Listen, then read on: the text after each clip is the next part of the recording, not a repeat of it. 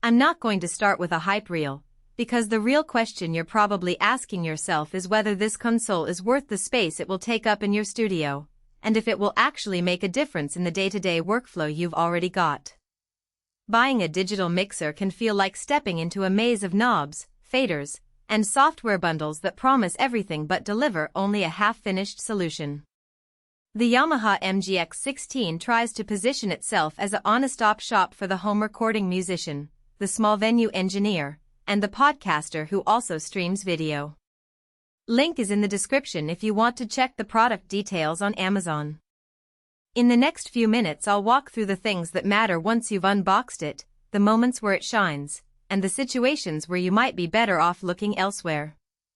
First, let's talk about the hesitation most people feel before pulling the trigger on a 22-channel digital console. You've probably heard about the allure of all-in-one gear, but the trade-off is often a steep learning curve or a compromise in sound quality.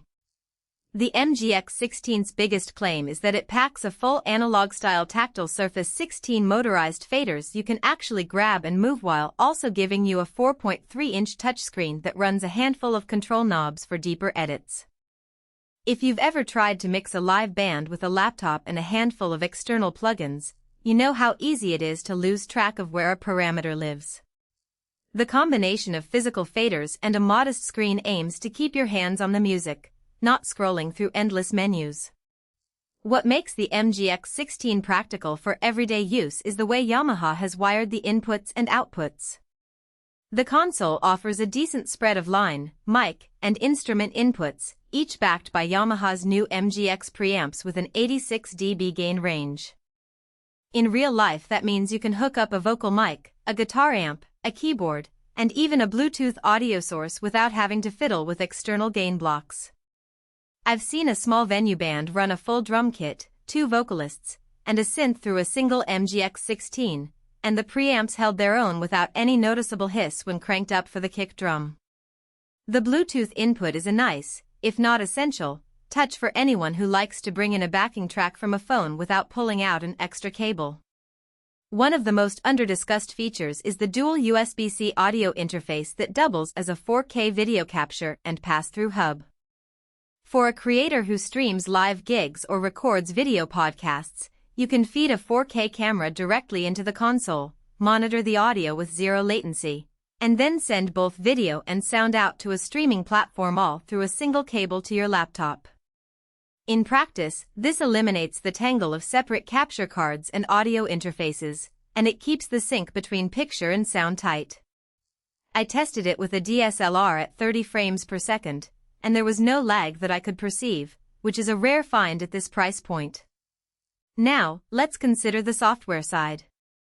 Yamaha bundles a basic FX suite, plus a Steinberg Plus bundle that includes Cubase AI and WaveLab Cast LA. If you're already in the Steinberg ecosystem, you'll appreciate the seamless routing between the console and the DAW. The console can act as an external control surface, letting you move faders in Cubase while the DSP on the MGX16 handles EQ and compression in real time. That can be a real time saver for a home producer who wants to record a band in one pass, then tweak the mix without having to automate every knob manually. However, if you're not using Cubase or you rely on a completely different plugin chain, the software bundle becomes less of a selling point and more of an extra that you may never touch. Who should buy the MGX16? If you run a small rehearsal space or a boutique venue that needs to accommodate a variety of acts, acoustic folk, electronic DJ sets, or a spoken word night, the console's flexible I/O and the ability to switch between analog monitoring and a USB audio interface without recabling is a genuine advantage. It also fits nicely for podcasters who want to add video to their episodes.